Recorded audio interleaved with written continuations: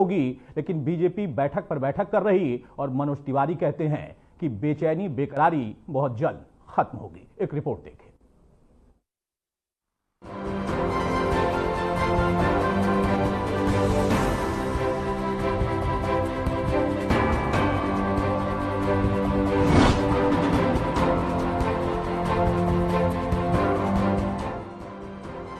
दिल्ली में यमुना की सफाई को लेकर नए मुख्यमंत्री के आने से पहले ही काम तेज हो गया। उपराज्यपाल वीके सक्सेना ने मुख्य सचिव सिंचाई और बाढ़ नियंत्रण विभाग के अतिरिक्त मुख्य सचिव के साथ बैठक भी कर ली, जिसके बाद सफाई अभियान छेड़ दिया गया। लेकिन दूसरी तरफ सियासत उतनी ही बदरंग है। बीजेपी से मुख्यमंत्री पद का चेहरा कौन होगा, ये अब तक साफ नहीं हुआ है, लेकिन दावेदार कई हैं और ये पूरी तरह से साफ है। कौन होगा दिल्ली का मुख्यमंत्री? दावेदारों में से किस पर लगेगी मुहर? बीजेपी आला कमान कर रहा है मंथन। दिल्ली को मिलेगी क्या महिला सीएम? बीजेपी से सवाल कर रहा विपक्ष। यमुना की सफाई की शुरुआत से ही बीजेपी की तरफ से संदेश देने की कोशिश है कि दिल्ली की जनता के लिए काम शुरू हो चुका है, लेकिन विपक्ष अभी से हमलावर है और पूछ रहा है कि दिल्ली का दूल्हा कौन है। विपक्ष सवाल खड़े कर रहा है कि आपस की लड़ाई और कई दावेदार होने की वजह से ही अभी तक दिल्ली के मुख्यमंत्री का चेहरा तय नहीं हो पाया है। विपक्ष के दावों में कितना दम? क्या बीजेपी में है कोई अनबन? यमुना की सफाई पर छिड़ी तकरार, सीएम को लेकर जनता बेकरार।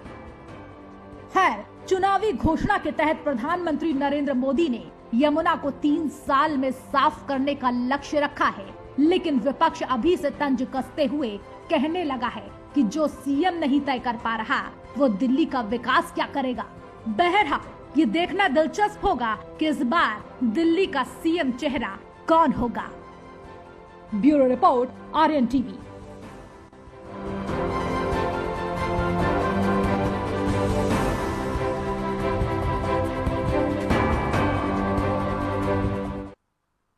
देख सकते हैं कि इस वक्त जो बेचैनी बेकरारी है वो दोनों ही तरफ है, यानी जनता के बीच में भी, बीजेपी के लोगों के बीच में भी, और साथ में जो आम आदमी पार्टी और कांग्रेस यानी जो विपक्ष में है उनके अंदर भी बेचैनी है कि आखिर चेहरा कौन होगा, नाम कौन होगा। हमारे साथ कुछ खास मेहमान जुड़ेंगे, उनसे मैं आपको तारुफ कराता हूं। चर्चा में आगे बढ़ते हैं। कुणाल कोहली हैं नेता बीजेपी के, जो हमारे साथ जुड़ेंगे। संदीप सिंह है नेता कांग्रेस से, जुड़ चुके हैं, बहुत स्वागत है संदीप भाई आपका। दीपक हिंदुस्तानी है प्रवक्ता आम आदमी पार्टी से, वो स्वागत है दीपक आपका। सबसे पहले दीपक हिंदुस्तानी, शुरुआत में आपसे ही कर रहा हूं। 10 साल आप लोगों को मौका मिला, आप लोगों ने मजबूती के साथ सरकार चलाने की बात कही, लेकिन कमजोरी हर वक्त दिखती रही और इसी वजह से शायद जनता ने बदलाव किया। लेकिन अब इतनी बेकरारी क्यों है? बीजेपी कह रही है कि शांत रहिए, हमारे यहां एक पॉलिटिकल प्रक्रिया है पार्टी के अंदर, उसके बाद हम तय करेंगे और फिर काम भी होगा। जैसे यमुना की सफाई का काम शुरू हो गया, वैसे ही सीएम का चेहरा भी सामने होगा, सीएम भी सामने होंगे और फिर कामकाज भी सामने होगा। बेचैनी क्यों? अतुल जी नमस्कार, और सभी को मेरा नमस्कार। देखिए अतुल जी, 8 तारीख को डिसीजन आ गया था, दिल्ली की जनता ने अपना डिसीजन दे दिया था। आज 8 तारीख से 17 तारीख हो चुकी है, लगभग टोटल 10 दिन हो चुके हैं। 10 दिन के अंदर भारतीय जनता पार्टी के अंदर, बीजेपी के अंदर गुटबाजी इतनी चल रही है। इनकी गुटबाजी के कारण दिल्ली की जनता क्यों पीछे? इनकी गुटबाजी इतना कि इनको अपना सीएम फेस डिसाइड नहीं कर पा रहे हैं ये लोग। तो दिक्कत यह है कि अपना सीएम फेस डिसाइड नहीं कर पा रहे, और इनका 48 के 48 विधायकों में, मुझे लगता है नरेंद्र मोदी जी को अपने 48 विधायकों पे बिल्कुल विश्वास नहीं है, और ये जानते हैं कि 48 विधायक में से एक भी विधायक इस सीएम फेस के योग्य नहीं है, क्योंकि ये सारे के सारे भ्रष्टाचार में लिप्त है, सारे के सारे भ्रष्टाचार में लिप्त है। इसलिए नरेंद्र मोदी जी को अपने विधायकों पर भरोसा नहीं है, इसलिए ये अभी तक अपना सीएम फेस डिसाइड नहीं कर पाए हैं। ये कैसे पता चला, कहां से जानकारी मिली? देखिए ना, एमसीडी ने इन पे लूटा था। एमसीडी पे आप देखिए, इनके जितने भी ये काउंसलर है, इन्होंने एमसीडी को लूट लिया, एमसीडी को खाली कर दिया था। इसी वजह से आप देखिए ना, पूरे के पूरे इन पे अभी तक डिसाइड नहीं हो पाए।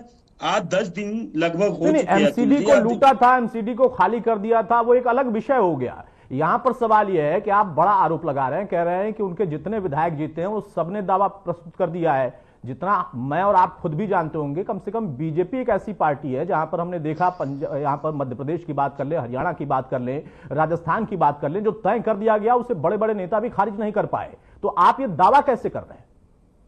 देखिए अतुल जी, नरेंद्र मोदी जी को अपने 48 के 48 विधायकों पे मुझे लगता है योग्यता नहीं है, इसलिए वो अभी तक सीएम फेस डिसाइड नहीं कर पाए हैं। आज 10 दिन लगभग हो चुके हैं, 10 दिन से ऊपर ही लगभग हो चुके हैं, अभी तक ये सीएम फेस नहीं दे पा रहे हैं। तो जनता क्यों इनकी गुटबाजी के अंदर, जनता क्यों पीसे, इनकी गुटबाजी के अंदर जनता क्यों पीसे? ये 10-10 करके विधायकों की मीटिंग ले रहे हैं क्योंकि इनके आगे गुटबाजी चल रही है, ये डिसाइड नहीं कर पा रहे, इनमें लड़ाई है वो भी अपने सीएम फेस को लेके। ठीक है, आप दावे का आधार नहीं बता पाए।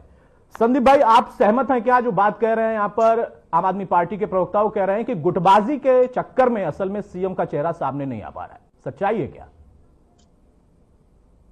जी मेरी आवाज आ रही है? जी आ रही बोलिए। गुटबाजी की बात नहीं, मुख्य बात आप देखी जाए जिस श्रेणी में हम लोग बात करते हैं, जिस अवस्था के अंदर पूरा देख रहे हैं भारतीय जनता पार्टी का प्रकरण, वो उसी तरीके मोहन यादव और भजनलाल शर्मा जैसे सीएम को देख रही है कोई दबा कुचला व्यक्ति मिल जाए ताकि उसको किसी भी तरीके से प्रधानमंत्री नरेंद्र मोदी एक दब्बू, एक पिछले जिसे कहते हैं ना, अपने कोई किसी न किसी नौकर को बिठाना चाहते हैं और कोई व्यक्ति नहीं। वो चाहते हैं कि कोई ऐसा दबा कुचला आदमी मिल जाए तो एक इशारे पे काम करे। वो चाहते नहीं कि ये दूसरा योगी आदित्यनाथ पैदा हो। तो मैं तो यही कहूंगा कि वो तमाम ऐसे मुद्दों को लेकर जब भी कोई ऐसा व्यक्ति देखेंगे जो उनके इशारों पर काम करे, तेज तर्रार ना हो, तमाम ऐसे मुद्दे देख रही है भारतीय जनता पार्टी, तो उसको ढूंढने में समय लग रहा है कि कौन नमूना बनेगा, वो देखने में उनको थोड़ा समय लग रहा है।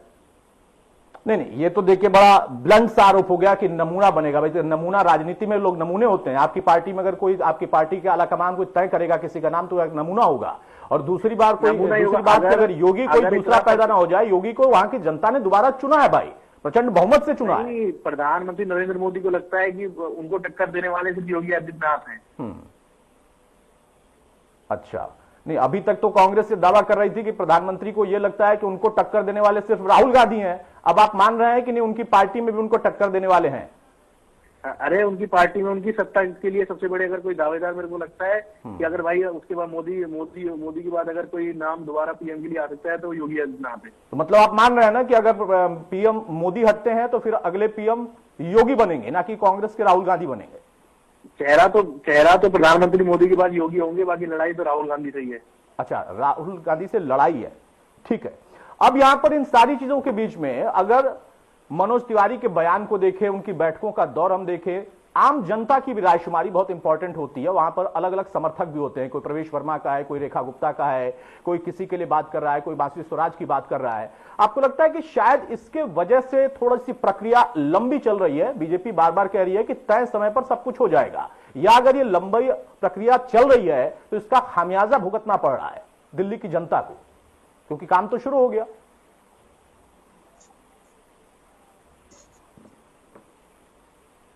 संदीप भाई, मेरी आवाज जा रही है? जी आ रही है थोड़ी। काम तो शुरू हो गया। वो दावा कर रहे हैं कि देखिए भाई, एलजी साहब ने आदेश किया और यमुना की सफाई जो चुनावी बड़ा मुद्दा था सभी पार्टियों के लिए, और कांग्रेस से बार बार कहती थी और खुद बीजेपी ने भी कई बार कहा कि शीला दीक्षित के रहते कांग्रेस पार्टी ने जितना विकास कराया इस दिल्ली के अंदर उतना पिछले 10 साल में नहीं हुआ। उसके लिए जिम्मेदार आम आदमी पार्टी है। अब बीजेपी कह रही है कि सीएम तो हम चुनते रहेंगे लेकिन काम हमने शुरू कर दिया है। एक दिन के अंदर सारी मशीनें भी आ गई और काम भी शुरू हो गया। मतलब बाकी टाइम से कुछ था ही नहीं, रातों रात मशीन आ गई, यमुना की सफाई शुरू हो गई। ये कहना चाह रहे हैं आप?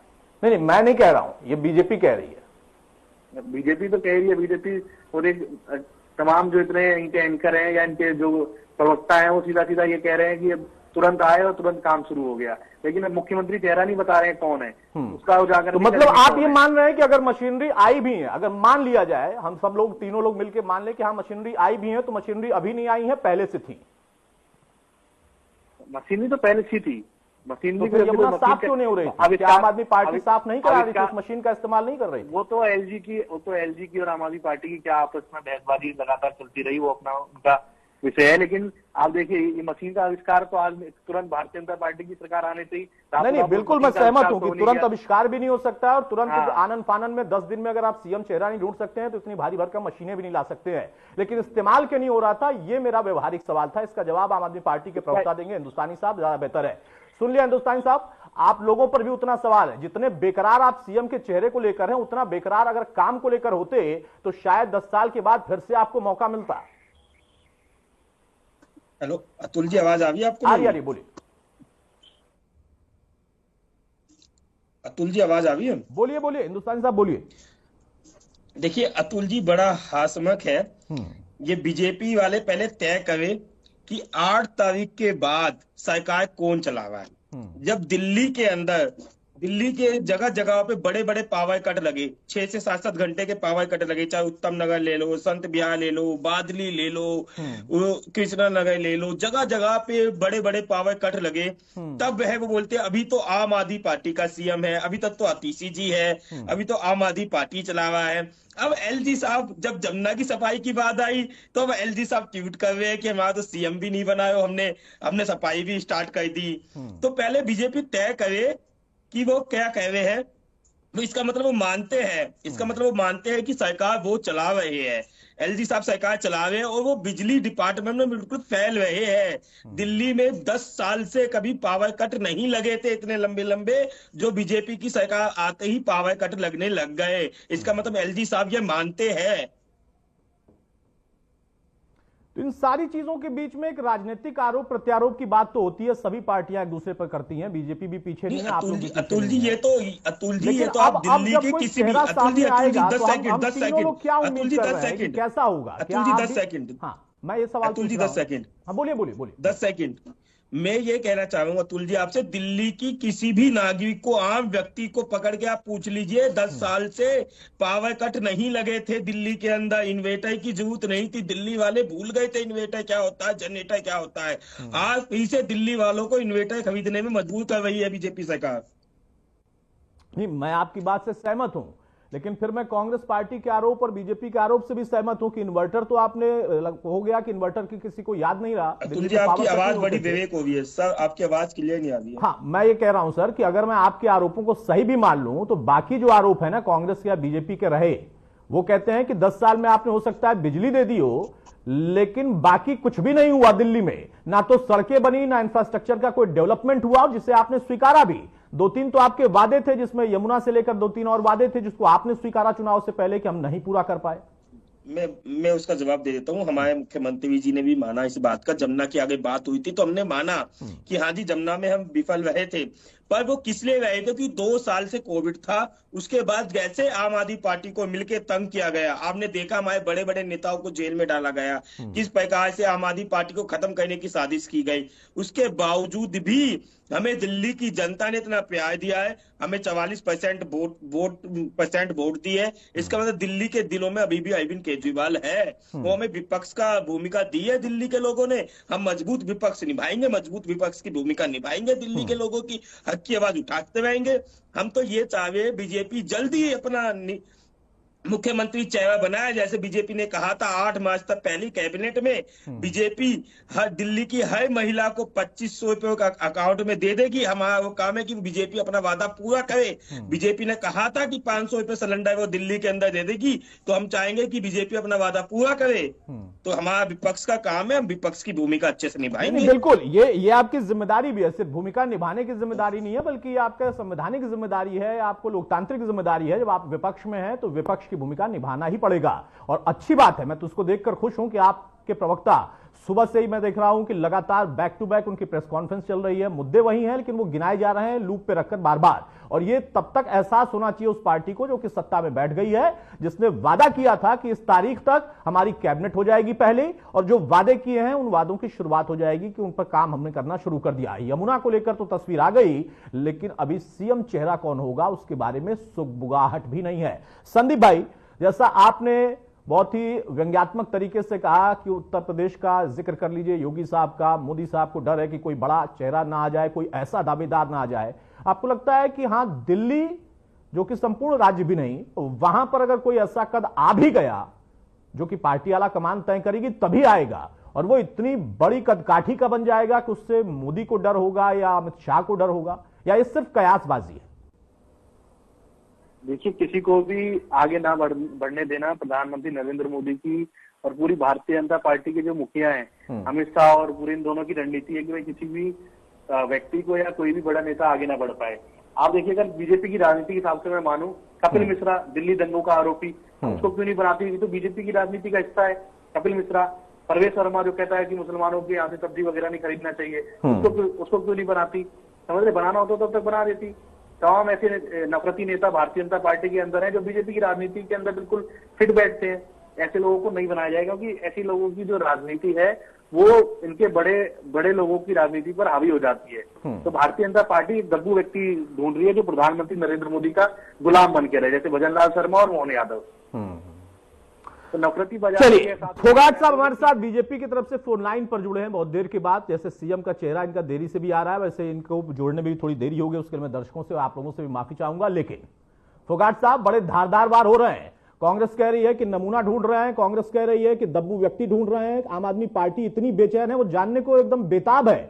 सुबह से न जाने कितने प्रेस कॉन्फ्रेंस कर दिए, वो कह रहे हैं कि जल्दी बताओ कौन है सीएम, हमें नहीं बताओगे तो हो सकता है कि हम मतलब सांस टूट जाए, जल्दी बता दीजिए भाई। आप लोग इंतजार पर इंतजार कराया जा रहा है।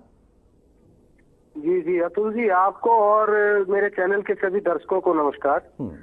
और देखिए, ये हमारे विपक्ष के साथी हैं। अभी हमारे विपक्ष के साथी, इनकी दुर्दशा का सिर्फ यही एक कारण है कि ये जो नकारात्मक माहौल के अंदर जो घुसे हुए हैं उसको ये छोड़ के बाहर नहीं निकल सकते, और उसी तरह की इनकी भाषा शैली रहती है, उसी तरह के इनके कार्यक्रम रहते हैं, उसी तरह की इनकी वर्किंग रहती है। और उसी का रिजल्ट है कि दिल्ली की माननीय जनता ने और देश की माननीय जनता ने इनको आईना दिखा दिया है। लेकिन उसके बावजूद भी उल जुलूल बातें करना, बताइए ये कहाँ से ये बात निकल के आ गई कि मोदी जी कोई दब्बू व्यक्ति को ढूंढ रहे हैं? या अरे हमारा संगठन है, काम करने का तरीका है, इतने नए तरीके को कोई, जैसे मोहन यादव जी का इन्होंने नाम लिया, भजनलाल जी का इन्होंने नाम लिया, कांग्रेस पार्टी में या आम आदमी पार्टी में कोई उम्मीद कर सकता है क्या ऐसे पीछे पंक्ति में खड़ा व्यक्ति, एक विधायक पीछे पंक्ति में खड़ा हुआ और वो सीएम बन सकता है आगे आके? कोई उम्मीद नहीं कर सकता, और ना कभी हुआ है आज तक, और ना हो सकता। मैं आपको ये गारंटी देता हूँ। तो ये देखिए, इन लोगों को पीड़ा है, इन लोगों को बड़ा दुख है इस बात का कि भारतीय जनता पार्टी ने अपने संगठन को इतना मजबूत कर लिया है कि आज के दिन पूरे देश में भारतीय जनता के पार्टी के एक एक कार्यकर्ता को ये विश्वास है कि हम अगर सकारात्मक राजनीति करेंगे, विकास की राजनीति करेंगे, तो कल को हम भी मंत्री, एमएलए या किसी प्रदेश के सीएम या एमपी कुछ ना कुछ हम भी बन सकते हैं। इसमें सुनील भाई कोई शक नहीं है कि राजनीति में पिछले कुछ दशकों की अगर हम बात कर लें, और जब से बीजेपी की नई पीढ़ी या फिर कहें कि वो नए शीर्ष कमान 14 से लेकर अब तक में जो उन्होंने बदलाव किए, तो ये बात तो तय हो जाती है कि जो कोई नहीं कर सकता वो बीजेपी कर रही है। लेकिन फिर भी आप सीएम चेहरा तय नहीं कर पा रहे हैं, यही तो सवाल है ना? नहीं, क्यों नहीं तय कर पा रहे हैं? समय समय आने पर सब कुछ होगा। आप कमा रहे हैं, ये कितने दिन हुए चुनाव हुए वहां पे? आप देखिए 4 महीने से ज्यादा हो चुके हरियाणा में चुनाव हुए, हरियाणा विधानसभा का। ये आज तक विपक्ष का नेता हमारी कांग्रेस पार्टी नहीं दे पाई है। ठीक है, तो इस तरह की बातों पे ना जा करके थोड़ा समय दीजिए। समय लगता है। माननीय प्रधानमंत्री जी विदेश यात्रा पर थे, अभी लौटे हैं, मीटिंग होगी 1-2 दिन में ही। हम तो समय देने को तैयार हैं, लेकिन राजनीति में आपके जो विपक्षी है ना, वो बिल्कुल बेकरार हैं। वो कह रहे हैं कि नहीं, बिल्कुल समय नहीं देंगे। ऐसे कैसे दें? वोट हो गया, चुनाव संपन्न हो गया, तय हो गया किसकी सरकार बननी है, और आप कह रहे हैं कि समय दीजिए। ऐसे कैसे समय दीजिए? वो नहीं देना चाहते हैं, क्योंकि आप वो पार्टी हैं जो कि राजस्थान में वसुंधरा जैसी नेत्री को राजनाथ सिंह जाते हैं, पर्ची पर एक नाम जो कि तय किया गया था वो पकड़ाते हैं, वो चौंकती हैं, उसके बाद वहां पर सब कुछ तय हो जाता है। लेकिन यहां दिल्ली में तय नहीं हो पा रहा है। लेकिन संदीप भाई, सुनील भाई का ये कहना है कि भाई प्रधानमंत्री विदेश यात्रा पर थे, संगठन का अपना मंथन चल रहा है, बहुत जल्दी फाइनल होगा। कितना विलंब हो गया? विलंब तो बहुत हो गया। देखो, जो व्यक्ति अडानी का नौकर है, उसको अडानी को जब ट्रक भर के माल देना है, तो वह कौन अडानी को ट्रक भर के माल दे पाएगा? तो वही तय करने में समय लगेगा कि भाई कौन उस हिसाब से उनकी इशारों पे चलेगा, कौन उनके जो आका है उनको माल देने में सबसे ज्यादा सफल होगा। तो उस हिसाब से चीजें तय हो पा रही है। थोड़ा समय तो लगता है, तो राय करनी पड़ रही है ऊपर भी कि भाई किसको बनाए। सिर्फ राजनीतिक नहीं, ये थोड़ा दूसरे तरीका का भी मामला है प्रधानमंत्री नरेंद्र मोदी के साथ। सुनील फोगाट, जवाब देंगे आप? बड़ा गंभीर आरोप लगा रहे हैं। वो तय किया जा रहा है, कौन तय करेगा? सुनील फोगाट, चलिए शायद संपर्क नहीं है। हिंदुस्तानी साहब, अब फाइनल कमेंट की तरफ हम बढ़ेंगे, समय संपन्न हो रहा है। जो तय करना है वो बीजेपी को फिलहाल तय करना है। जनता के भी सवाल है, हम पत्रकारों के भी सवाल हैं और विपक्ष की भूमिका में आप लोग हैं तो आप लोगों के सवाल और भी लाजमी हैं। हम उम्मीद करें कि अगर जो भी तय होगा, और हर एक पार्टी की अपनी सांगठनिक व्यवस्था होती है, ये उनका अपना प्रक्रिया का वो है, आप भी करते हैं वो भी करते हैं। बीजेपी कह रही है कि हमारे यहां पारदर्शी प्रक्रिया होती है, हमारे यहां हो सकता है पिछली पंक्ति का व्यक्ति भी अगली पंक्ति में आ जाए, वो ना तो कांग्रेस में है और ना ही आम आदमी पार्टी में। अतुल जी, अभी बीजेपी कह रही है कि हमारे में यहाँ पे देखा जाएगा। अभी तक तो इनकी विधायक दल की बैठक तक नहीं हुई है, तो इनके में भी यही आ गया ना, जो मोदी जी डिसीजन लेंगे वो करेंगे। अभी तक तो इनकी बैठक, विधायक दल की बैठक तक तैयार नहीं हुई है। पर मुझे ये बताइए, अंतर क्या है? जो केजरीवाल साहब सोचते थे वही तय होता था, वही मोदी जी सोचते हैं तय होता है। अतुल जी, पर इनकी गुटबाजी के अंदर दिल्ली की जनता क्यों पिसे? इनकी गुटबाजी के अंदर दिल्ली की जनता का क्यों विकास रुके? मुझे ये बताइए ना। इन्होंने कहा था कि 8 मार्च तक कि हम पहली कैबिनेट के अंदर 2500 रुपए दिल्ली की हर महिला को भेज देंगे। वह कब होगा? अभी तक तो सरकार भी नहीं बनी है। इन्होंने कहा था दिल्ली के अंदर सरकार बनते ही हम 500 रुपए सिलेंडर कर देंगे। ये कब करेंगे? इनसे जवाब तो पूछेंगे ना, विपक्ष है तो पूछेंगे ना। नहीं, बिल्कुल पूछेंगे, आपका हक है। अभी तक तो इनका सीएम फेस भी डिसाइड नहीं हो पा रहा है। इतनी गुटबाजी इनके में चल रही है। 10-10 विधायक वोट जा रहे हैं कि हमें बनना है, कोई बोल रहा है मुझे बनना है, कोई बोल रहा है मुझे बनना है। तो इनकी तो गुटबाजी इतनी चल रही है। अब देखिए, गुटबाजी का क्या कर सकते हैं? गुटबाजी में आपकी पार्टी बिखर सी गई थी, जितने नेताओं ने मिलकर आपकी पार्टी बनाई थी वो सारे अलग हो गए। लेकिन फिर भी अतुल जी मुझे कंप्लीट करने दीजिए, बहुत जल्दी से, सर समय नहीं है। हाँ, मुझे कंप्लीट करने दीजिए 10 सेकंड। अतुल जी, अभी से दिल्ली में बड़े बड़े पावर कट लगने लग गए। अभी जून और मई में क्या होगा ये देखने वाली बात होगी। दिल्ली ने अभी तक इतने बड़े बड़े पावर कट 10 सालों में भूल गई थी, जो आपसे दोबारा से दिल्ली में बड़े बड़े पावर कट लगने लगे हैं। इसका जवाब बीजेपी को देना पड़ेगा कि जल्दी अपना सीएम फेस बताइए भाई फोगाट साहब, जल्दी से जवाब दे दीजिए, कांग्रेस का भी और आम आदमी पार्टी का भी। अभी से पावर कट, अभी से तमाम और समस्याएं और सीएम का चेहरा साफ नहीं है, आप लोग कैसी सरकार चलाएंगे? देखिए, देश की और दिल्ली प्रदेश की जनता को भारतीय जनता पार्टी के ऊपर पूर्ण विश्वास है। इसीलिए उन्होंने अपना कीमती वोट देकर के हमारी सरकार को वहां पे चुना है। और मैं ये दावे के साथ कहता हूं कि भारतीय जनता पार्टी को जिस सोच के साथ और जिस विश्वास के साथ दिल्ली की जनता ने चुना है, हमारी सरकार उस पर बिल्कुल खरा उतरेगी। लेकिन विपक्ष के साथियों की विडंबना ये है कि ये बेरोजगार हो गए हैं। डेडलाइन तो बता दीजिए ना, हो सकता है आप डेडलाइन दे दे तो भी यहाँ पर संतुष्टि मिल जाए आम आदमी पार्टी को भी, कांग्रेस को भी, कि हाँ भाई चलो एक तारीख इन्होंने बता दी है। जी, अब इनकी संतुष्टि के लिए काम करने लगे तो हमारा भी असर इनके जैसा होगा। इनको काम नहीं करना है, इनको बेडरूम की राजनीति करनी है। बेडरूम में बैठ के भारतीय जनता पार्टी के नेताओं को, माननीय प्रधानमंत्री जी को गालियां देने के अलावा इन लोगों के अगर कुछ काम होता तो आज देश के और प्रदेश के अंदर इनकी इतनी दुर्गति ना होती। ये भी कहीं खड़े होने लायक होते। ये इतने आत्ममुग्ध है, अपने छोटे से दायरे में सिमट के ऐसे बैठ गए हैं कि इनको अपने से ज्यादा कुछ नहीं दिखता।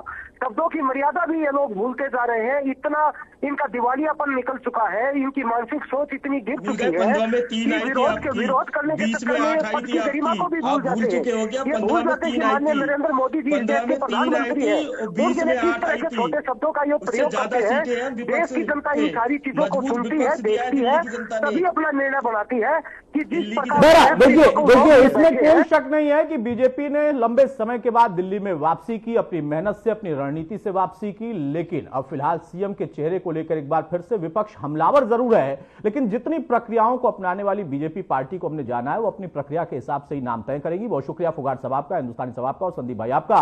अब यहां पर वो नाम तय कब होगा और कितनी जल्दी, उस नाम को लेकर कम से कम विपक्ष संतुष्ट हो जाएगा कि ये कोई ऐसा व्यक्ति नहीं है जो कि दबने वाला है, ये कोई ऐसा व्यक्ति नहीं है जो कि दिल्ली को नुकसान पहुंचाएगा। ये सारी चीजें प्रक्रिया का हिस्सा होंगी। नमस्कार।